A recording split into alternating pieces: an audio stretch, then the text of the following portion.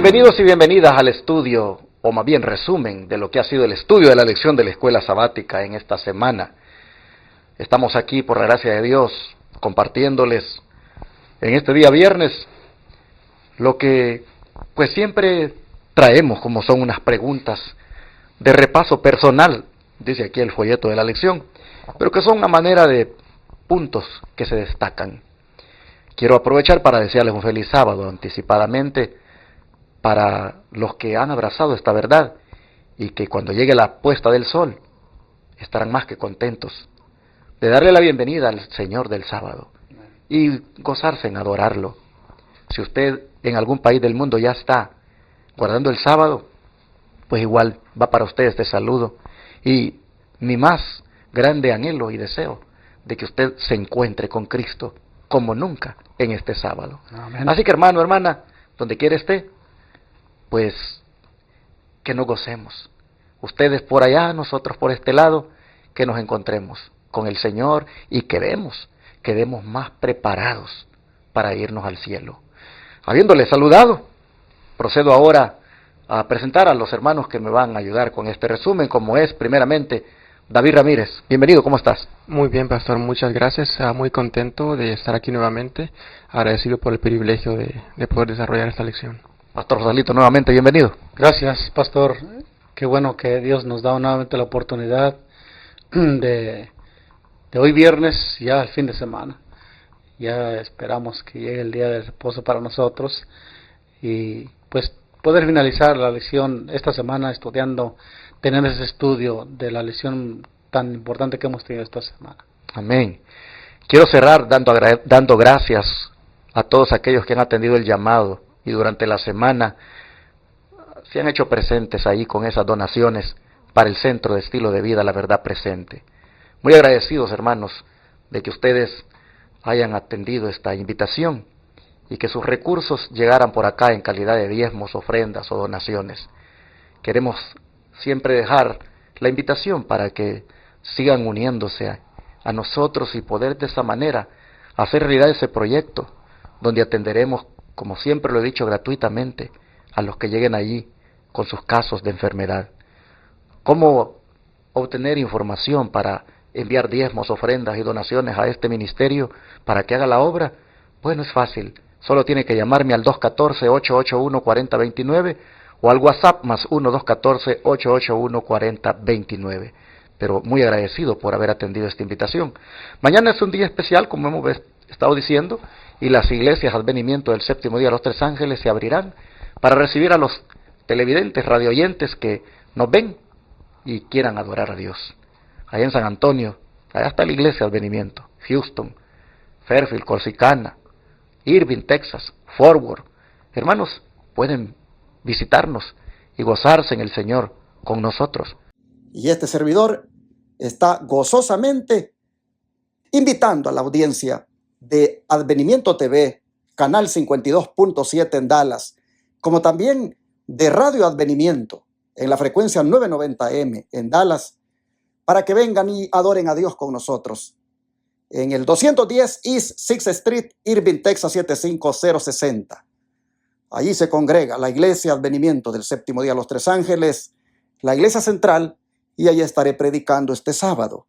Así que, amigos televidentes y radioyentes, atiendan la invitación del Señor a congregarse en el sábado y a exaltarle, porque Él es el Dios Todopoderoso, el Creador del cielo y de la tierra.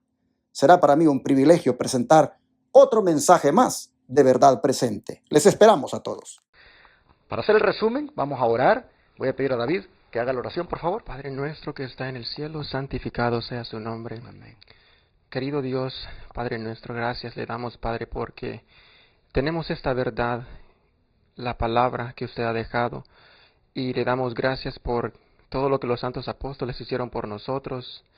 Le rogamos que al estudiar la vida de estos hombres podamos discernir y entender el amor que ellos tenían para usted y podemos mirar esa luz que ellos esparcieron a los gentiles.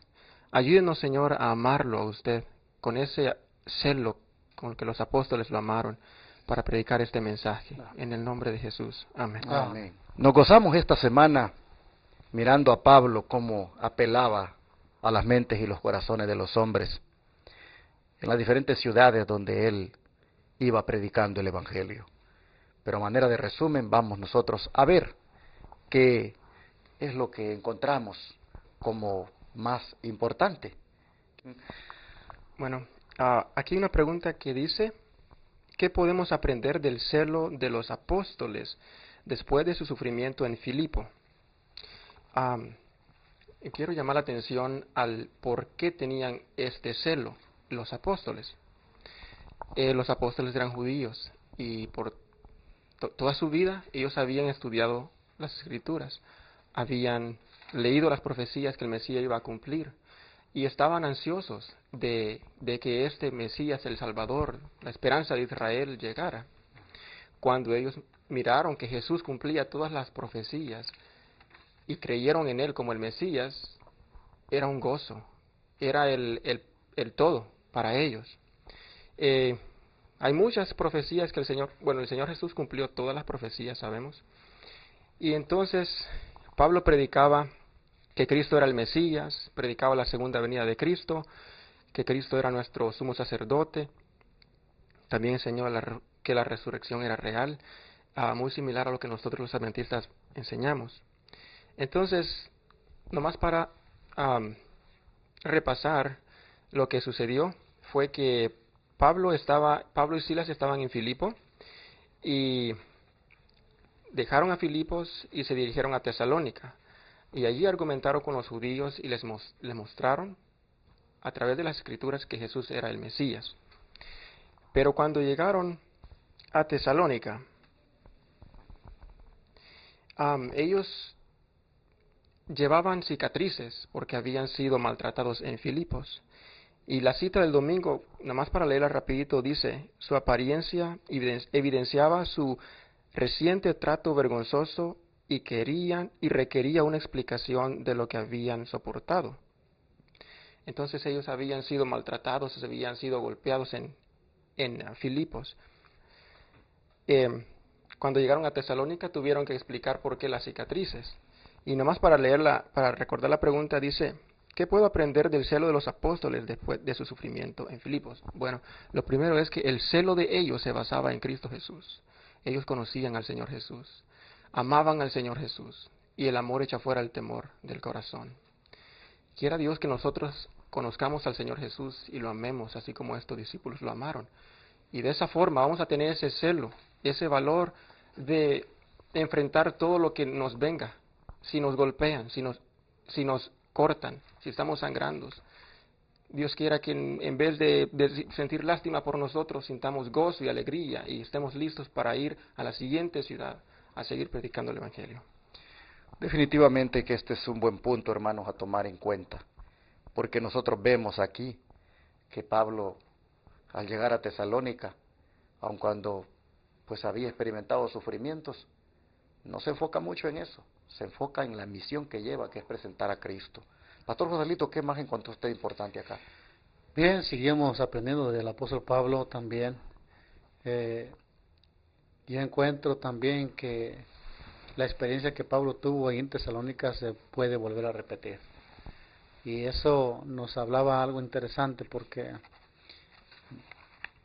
en la parte de la lección del lunes encontrábamos que ahí en Tesalónica, pues podemos ver que Pablo vino a predicar el Evangelio y unos se convirtieron, había griegos piadosos, mencionaba ahí la lección, ¿verdad? Y también muchas mujeres también se habían convertido. Pero eso de que se va a volver a repetir es que una vez los judíos tomaron un papel no muy de acuerdo a la voluntad de Dios, pues se llenaron de celos al ver que el mensaje era bien recibido, el mensaje que predicaba Pablo y Silas. Y cuando los celos vienen a una persona, viene con la hermana de la envidia también. Y eso ocasiona dificultades a aquellos portadores del Evangelio. ¿Y qué pasó ahí? Bien, pues podemos ver que los mismos hermanos del Evangelio, digamos del cristianismo de ese tiempo, llenos de celos y de envidia, fueron a buscar hombres perversos y los pusieron y para hacer un alboroto, para levantar un tumulto ahí en Tesalónica, en contra de estos mensajeros que traen el mensaje del Señor. ¿Y qué pasó? Pues tenían intenciones de llevarlos en rastra, ni siquiera llevarlos, no, arrastrarlos a las autoridades de ahí de Tesalónica, levantándoles falsos, diciéndoles, estos pervierten al mundo con doctrinas falsas, y sobre todo están contradiciendo al poder romano al decir que Jesús es el rey y no César. Y bueno, de alguna manera y de otra se valían para acabar con los mensajeros del Señor.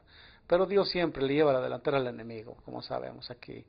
Creo que mientras escuchaba a David hablar de ese celo de Pablo y de Bernabé en predicar el Evangelio, no los detenían ni los látigos, no los detenían de predicar ninguna persecución, ellos seguían predicando. Pablo, mientras David hablaba, vino en mente lo que decía Pablo ahí en Romanos capítulo 8, me parece, pastor, donde dice que ¿quién me podrá apartar del amor de Cristo? Persecución, ni espada, ni nada de esto. El apóstol mencionaba y él lo estaba demostrando aquí, ¿no? En esta predicación, que por más mal que lo trataran, Pablo seguía predicando el Evangelio. Y aquellos colaboradores de él también, como fue Bernabé, Silas, aquí en este punto de vista. Podemos ver aquí que estos momentos por los cuales pasó Pablo se pueden volver a repetir.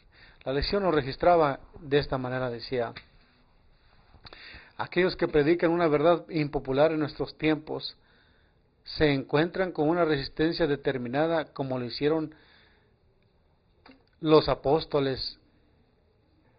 No deben esperar una acogida más favorable que de la gran mayoría de los cristianos profesos que la que tuvo Pablo de sus hermanos judíos. Habrá una unión de elementos opuestos contra ellos, pues por muy diversas que sean las organizaciones en sus sentimientos y en su fe religiosa, sus fuerzas se unen para pisotear el cuarto mandamiento de la ley de Dios. Y pues esto obviamente podemos ver que se vuelve a volver a repetir. Podríamos decir con seguridad que de donde deberían de venir los problemas era del paganismo, pero no, aquí está viniendo del mismo cristianismo, y esto va a volverse a repetir. Los que no aceptan la verdad por sí mismos son los más celosos para que los demás no la reciban. Y los que no la quieren son los más persistentes en inventar falsedades, en avivar las bajas pasiones del pueblo, para hacer ineficaz la verdad de Dios. Pero los mensajeros de Cristo deben armarse de vigilancia y de oración y avanzar con fe. Note cómo nos instruye aquí el Espíritu decía, debemos ser como el apóstol Pablo, debemos seguir avanzando por fe, predicando la verdad presente para ese tiempo. Deben avanzar por fe, con firmeza y con coraje, en el nombre de Jesús, permanecer en su obra como lo hicieron los apóstoles. Deben hacer sonar la nota de advertencia al mundo con ese mensaje triangélico de Apocalipsis 14, 1, 6 al 12, enseñando a los transgresores de la ley lo que es el pecado, y señalándoles a Jesucristo como su gran y único medio de salvación. Esto nos da ánimo a nosotros, todo esto que pasó Pablo y Silas, porque podemos ver que en cada ciudad, no había ciudad que no predicara que no tuviera problemas, ¿verdad? No tuviera persecución. Y bueno, esto se puede volver a repetir, sin duda alguna. Un punto que a mí me llamó mucho la atención es la actitud contrastante de los bereanos en relación a los tesalonicenses. Mientras aquellos se dejaban ir por el fanatismo, se dejaron llevar por los celos y emprendieron pues esa persecución contra Pablo y Silas, los bereanos en cambio, ellos dicen, eran muy distintos. Cuando llegó Pablo allí, dice inmediatamente los hermanos, dice, los mandaron para allí, para Berea, dice Hechos 17:10, y entraron en la sinagoga de los judíos. Pero estos bereanos, dice, eran más nobles que los que estaban en Tesalónica, pues recibieron la palabra con toda solicitud, escudriñando cada día las Escrituras para ver si estas cosas eran así. Así que creyeron muchos de ellos. y mujeres griegas de distinción, y no pocos hombres. Digo, hermanos, que me llama la atención esto porque esta es la actitud que debe tener todo cristiano, escudriñar la Escritura. Y es interesante que dice que escudriñaban cada día. Estos hermanos de la iglesia de Berea eran unos hermanos que no agarraban la Biblia de vez en cuando, no tenían, digamos, aquello de abrir la palabra de Dios solamente cuando iban al culto, digámoslo así, a la iglesia, sino que cada día, es decir, tenían, hermanos, una devoción personal. Y cuando aparecían predicadores, ellos escudriñaban. Ellos no eran prejuiciosos. Oían y luego examinaban. Hermanos y hermanas, cuán importante es que esto nosotros lo tengamos ahora como una característica especial. Cuán importante es que nosotros cada día, hermanos, nos volvamos a la Escritura y comprobemos las cosas. Miren tantos vientos de doctrina que se propagan hoy. No debemos creer todo lo que dice un predicador o todo lo que dice un pastor. Tenemos que escudriñar, como los bereanos. Tenemos que comprobar, tenemos que examinar para ver si aquello que escuchamos es así. De esa manera, no vamos a ser engañados. Interesante que, dice el Espíritu de Profecía, que nosotros debemos escudriñar las Escrituras como nunca. Antes, debemos hacerlo. Todos, dice, los que profesemos creer que el Señor viene pronto. ¿Por qué? Porque Satanás está determinado a probar todo artificio posible para mantener a las almas en tinieblas y cegar las mentes para que no vean los peligros de los tiempos en que vivimos. Satanás, hermanos, con esto del espiritismo, va a entrampar a muchos y ya tiene entrampado a muchos. Y es importante que nosotros siempre, como los bereanos, estemos volcados a la Biblia. Dice la sierva del Señor, escudriñad las verdades como si fueran tesoros escondidos y chasquead al enemigo. No hay otra manera de chasquear al enemigo que siendo una mujer y un hombre que se enfoque en la Biblia, que dedica tiempo a leer la Biblia. Tomando en cuenta que estamos en el tiempo del fin, hermanos, es vital hacer esto. Seamos bereanos de este tiempo nosotros también. ¿Qué más encontraste, David, de importante? Sí, es muy interesante la cultura, la similitud, el parecido de la cultura de Atenas a la cultura de hoy en día. Si leemos rápido acá en Hechos 17, versículos 16 al 21, dice: mientras Pablo los esperaba en Atenas, su espíritu se enardecía viendo la ciudad entregada a la idolatría. Eso era se enardecía, o sea, se llenaba de celos. Sí. Era una ciudad idólatra. Así que discutía en la sinagoga con los judíos y piadosos, y en la plaza cada día con los que concurrían. Y algunos filósofos de los epicúreos y de los estoicos disputaban con él. Y unos decían: ¿qué querrá decir este palabrero? Y otros: parece que es predicador de nuevos dioses, porque les predicaba el evangelio de Jesús y de la resurrección. Y tomándole le trajeron al Areópago, diciendo: ¿podremos saber qué es esta nueva enseñanza que hablas? El versículo 20 dice: pues traes a nosotros oídos cosas extrañas. Queremos pues saber qué quiere decir esto. Y dice el 21, porque todos los atenienses y extranjeros residentes allí en ninguna otra cosa se interesaban sino en decir o en oír algo nuevo. Esta ciudad apreciaba la educación. Había muchos filósofos. Habían filósofos que eran estoicos. Y yo busqué qué creían los estoicos. Y ellos creían que para alcanzar la felicidad debía haber un dominio de nuestros placeres, porque pueden perturbar la tranquilidad de nuestra alma. Los otros filósofos que menciona aquí, los epicúreos, ellos estaban en el otro extremo. Ellos creían que la meta máxima era el placer de los sentidos.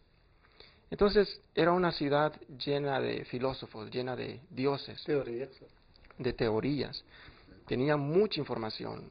A los griegos les gustaba pensar, eran pensadores. Les gustaba estudiar la creación. Pero tanto estudio, tanta información que tenían,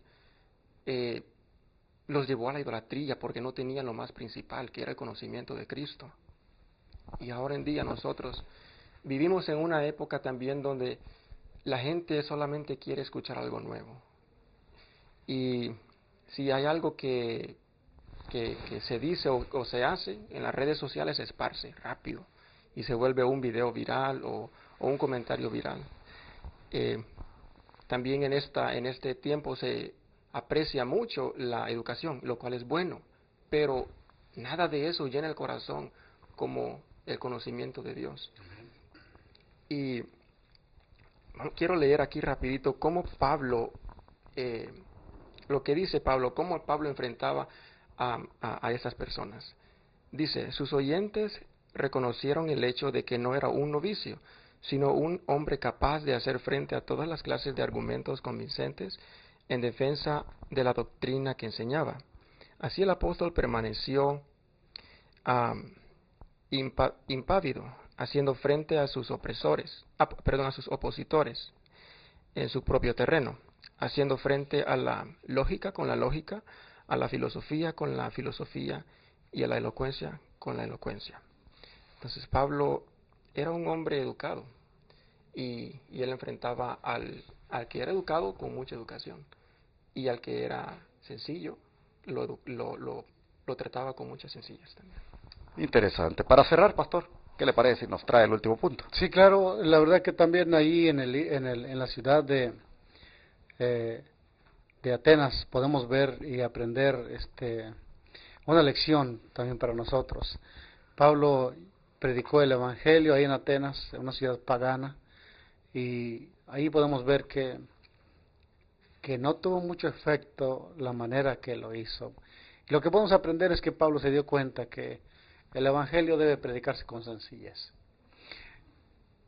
No debemos buscar, pues, Pablo era un teólogo, era un erudito en las ciencias, en las lenguas, conocía varios lenguajes y ante esta gente inteligente de ahí, de Atenas, pues también Pablo pensó que eso era hablarles el Evangelio, pero esos teólogos grandes, sabios, no tomaron en serio la verdad que Pablo les presentaba. Y Pablo tuvo una buena intención, no digamos que fue mala, porque hablarle en su propio lenguaje y a su manera, creo que era la manera efectiva. Pero al ver que solamente unos pocos escucharon el Evangelio y se convirtieron, Pablo se prometió a decir, de aquí en adelante vamos a predicar el Evangelio con sencillez. Porque el Evangelio es poder de Dios y el Espíritu se encarga de hacer la obra en los corazones. Podemos ver en la historia que no siempre fueron personas preparadas las que predicaron el Evangelio. Dios siempre se valió para sus profetas de personas humildes, ¿no? Jesús se valió de 12 personas de bajo oficio, no eran eruditos, pero que hicieron temblar al mundo. Así también podemos aprender que en este tiempo también nosotros podemos, con la ayuda de Dios, mientras nos ponemos en las manos de Dios, poder compartir lo que conocemos de una manera sencilla. Hagámoslo así directamente como el Espíritu Santo nos dé hablar. Y esa es la lección que vamos a aprender también de este último punto de vista, pastor. Así llegamos al final, hermanos, de esta lección tan interesante. Dios nos ayude para que también nosotros apelemos a mentes y corazones de la forma como este siervo lo hizo, el apóstol Pablo, sobre todo en la sencillez como él terminó aprendiendo lo que debía hacerse después de la experiencia en Atenas.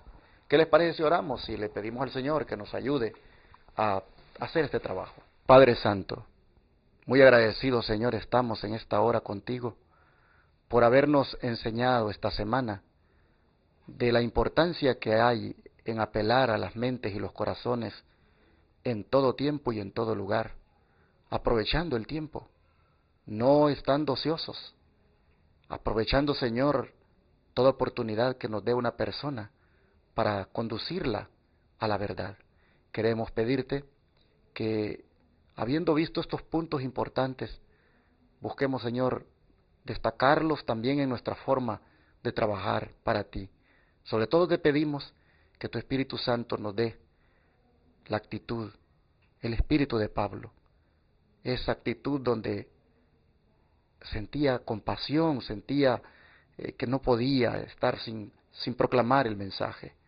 Gracias, Señor, por hacernos ver cómo también esperas de nosotros que las mentes y los corazones de las personas le llamemos a que te conozcan a ti, el único Dios verdadero, y a Jesucristo, a quien has enviado. Señor, te lo pedimos en el nombre de Jesús. Amén. Amén.